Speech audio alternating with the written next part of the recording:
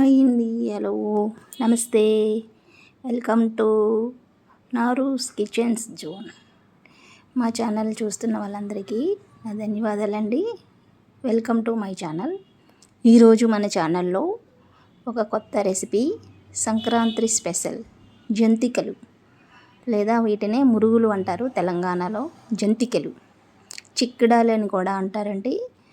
సంక్రాంతి స్పెషల్గా చేసుకుంటాం కదా. ఈ జంతికలకి ఎలా చేసుకోవాలి, వాటిని నేను ఎలా తయారు చేశానో మీకు వివరంగా చూపిస్తాను.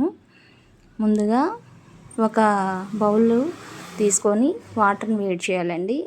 ఇలా వాటర్ వేడి చేసిన తర్వాత వరిపిండి అండి, ఇది వరిపిండిలోని నేను కొంచెం పుట్నాల పప్పు, అలాగే ఒక 1/2 కప్పు మినపప్పు వేసి దీన్ని మిల్లి పట్టించిన పిండి అనమాట. ఇది 1 kg దాకా నేను తీసుకున్నాను.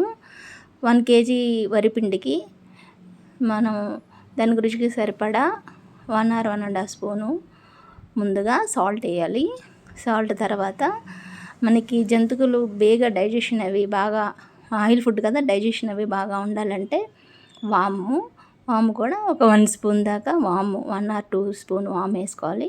ఇది పచ్చికారం అండి, ఆశీర్వాద్ రెడ్ చిల్లీ పౌడర్ అంటారు. పచ్చికారం వేస్తే చాలా టేస్ట్గా కారంగా ఉంటాయి అన్నమాట. మనకి రుచికి సరిపడా పచ్చికారం కూడా వేసి ఆ పిండిలోని మొత్తం మనం వేసిన మిశ్రమాలన్నీ కూడా శుభ్రంగా కలిసేలాగా మనం మిక్స్ చేసుకోవాలండి.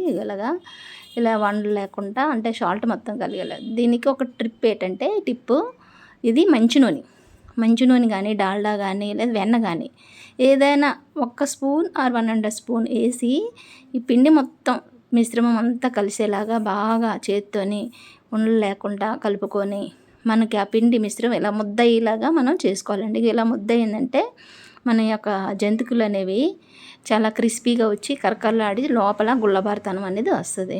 మనం ముందుగా వేడి చేసిన వేడి నీళ్ళు తీసుకొచ్చి మన పిండిని ఇలాగ మన 4 వేళ్ళు ఎలా కలుపుకొని ఇలాగా గట్టిగా ఒక ముద్దలాగా తయారు చేసుకునే విధంగా అలా కొంచెం వాటర్ వేసుకుంటూ, మరి ఎక్కువ వేసుకోకూడదండి. ఎక్కువ వేసుకుంటే ఇదైపోద్ది. ఇలా ఆ పిండి మిశ్రమానికి ఎంతైతే వాటర్ సరిపోద్దో, అంటే చపాతీ ముద్దలాగా తయారయ్యే విధంగా మనం ఈ పిండి మిశ్రమం అంతా కూడా ఒక ముద్దలాగా గట్టిగా చేసుకోవాలి. ఇదిగో ఇలా గట్టిగా అయితే మనకి పిండి కన్సిస్టెన్సీ సరిపోద్దని అర్థం.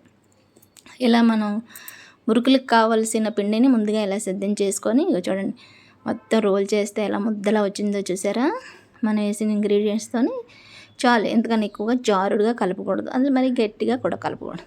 దీనివల్ల మన యొక్క మురుగులు జంతికలు అనేవి క్రిస్పీగా కరకరలాడుతూ వస్తాయి. దీన్ని ఏం చేయాలంటే ఇలా ముద్దలా మనం జంతికలు కొట్టాలో పెట్టుకుంటే ఇలా ముద్దలా తయారవ్వాలన్నమాట. చపాతీ ముద్దని కొంచెం టైట్గా ఉంటుంది, అలా కాకుండా కొంచెం లూజ్గా ఉంటే సరిపోద్ది. దీన్ని మనం ఒక లిడ్ పెట్టుకొని ఒక 1/2 hour అలా ఉంచుకుంటే పిండి బాగా అవుతుంది. లిడ్ పెట్టుకుంటే అలా ఉంచామనుకోండి, క్లాత్ అయినా పర్లేదు, మీ ఇష్టం. అది ఇగోండి జంతికలు కొట్టం ఇలా తీసుకొని దాని మీద మనం ఆయిల్లో తీస్తాం కదా మురుకులు కొట్టము, ఆ మొత్తం దీని మీద మనం వేసుకొని ఆ చట్రం మీద ఒక్కొక్క జంతుకు వేసుకొని డైరెక్ట్గా ఆయిల్లో వేసి డీప్ ఫ్రై చేసుకుంటే చాలా అందంగా వస్తాయి, అన్నీ ఒకే ఈవెన్గా వస్తాయి అన్నమాట. మనం లిడ్ పెట్టుకోవడం వల్ల ఏమైందంటే పిండి ఆరిపోకుండా ఉంటుంది అన్నమాట. ఎంత అయితే కావాలో అంత. ఇలా మనకు కావాల్సిన షేప్లోని జంతికలు అలా స్లోగా టర్న్ చేసుకుంటూ చిన్నగానే ఇలా టర్న్ చేసుకుంటూ దీని మీదే వేసుకోవాలన్నమాట. మనకు కావాల్సిన షేప్లోని పెద్దవి కావాలంటే పెద్ద వేసుకోవచ్చు, ఇలా మన మీడియం సైజులోని జంతికల్లాగా ఇలా రౌండ్గా తిప్పితే ఇలా జంతిక టైప్లో వస్తుంది అనమాట. మురుగు అంటారు దీన్నే. ఇలా వస్తుంది. ఇలా వచ్చిన వీటిని మనం డీప్ ఫ్రై చేస్తాం అనమాట. ఈ మురుకులు కొట్టంలో వేసుకుంటే బాగా వస్తుంది. దాన్ని వేసుకున్న వాటిని వేయించడానికి ముందుగా స్టవ్ ఆన్ చేసి ప్యాన్ పెట్టుకొని దానికి సరిపడా జంతికలన్నీ ములిగేలాగా ఈవెన్ ఒక 3/4 లీటర్ అనుకోండి, 3/4 లీటర్ ఆయిల్ దాకా పడుతుంది. ఈ యొక్క పెనం అంటారు దీన్ని. ఈ పెనంకి కొంచెం మందపాటిదే తీసుకోండి. మనం ఈ జంతికలన్నీ కూడా మనం హైలోనే ఫ్రై చేస్తాము, బేగా ఎగుతాయి. సో దానికి ఫుల్గా కాకుండా ఒక 3/4 ఆఫ్ ఉండగా ఆయిల్ మొత్తం వేసుకొని వీటిలో జంతికలు మెల్లిగా బాగా హీట్ అయ్యాక వేయాలండి. గోలుగా మనం జంతిక వేయగానే బుడగలు రావాలండి. బుడగలు వచ్చాయంటే ఓకే, ఆయిల్ బాగా మరిగిందని అర్థం. మరి ఆయిల్ మరగకుండా వేస్తే అసలు వీటిని టర్న్ చేసి ఇలా గోల్డెన్ బ్రౌన్ వచ్చిన తర్వాత ఏదైనా ఒక చిన్న స్టిక్ కానీ ఏదైనా పుల్లతో కానీ మనం ఇది జంతికలు వేగిపోయిన తర్వాత అన్నీ తీసేవచ్చు. ఇలా మనం టర్న్ చేసుకుంటూ బాగా హైలోనే పెట్టుకోవచ్చు. మీడియం ఫ్లేమ్ ఏం అవసరం లేదు. మీడియం అయితే చాలా టైం టేకన్ అవుతుంది. ఇలా హైలో పెట్టగానే అంటే మనం ఆల్రెడీ జంతిక వేయగానే ఆయిల్ అనేది కొంచెం హీట్ చల్లారిపోద్ది. చల్లారిపోయిన తర్వాత మళ్ళీ మనం ఈ హైలో ఉండడం వల్ల మళ్ళీ హీట్ ఎక్కుతూ ఉంటుంది. మనకి ఈ జంతికలన్నీ కూడా ఫాస్ట్గా అయిపోవడం జరుగుతుంది. ఎక్కువ టైం కూడా తీసుకోవు.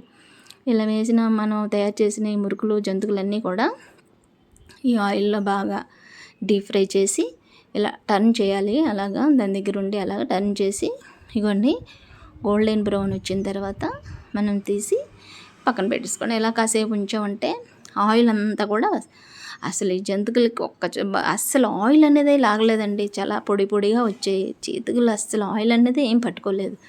ఎందుకంటే మనం కొంచెం మినపప్పు కూడా దీంట్లో యాడ్ చేసాం కదా, దానివల్ల కరకరలాడుతూ చాలా క్రిస్పీగా అందంగా వచ్చాయి. ఇలా కేజీ పిండికి మాకు దగ్గర పెద్ద లోటాకి సరిపడా ఒక 50 దాకా జంతికలు వచ్చాయండి. 1 కేజీ తీసుకున్నాం. అది మిల్లి పట్టించి తీసుకున్న పిండికి ఇవ్వండి జంతికలు రెడీ అయిపోయి. మీరు కూడా టేస్ట్ చేసి ఎలాగున్నాయో చెప్పండి. అలాగే మీరు కూడా మీ ఇంట్లో ఒకసారి ట్రై చేసి ఎలాగొచ్చాయి కూడా నాకు కామెంట్ రూపంలో కామెంట్ కూడా తెలియచేయండి. ఇవ్వండి మొత్తం ఆ పిండి మొత్తం అన్నీ చేసిన జంతికలు ఇన్ని వచ్చాయి. మొత్తం ఇదంతా నిండిపోయిందండి. ఒక దగ్గర చెప్పాను కదా 50 దాకా వచ్చాయి జంతికలు.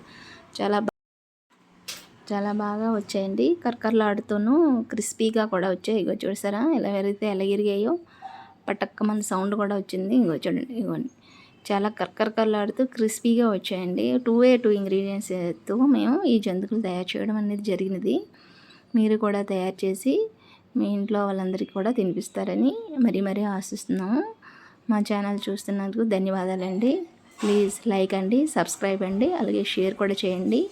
మీరేమనుకుంటున్నారో కామెంట్ రూపంలో కామెంట్ కూడా తెలియజేయండి.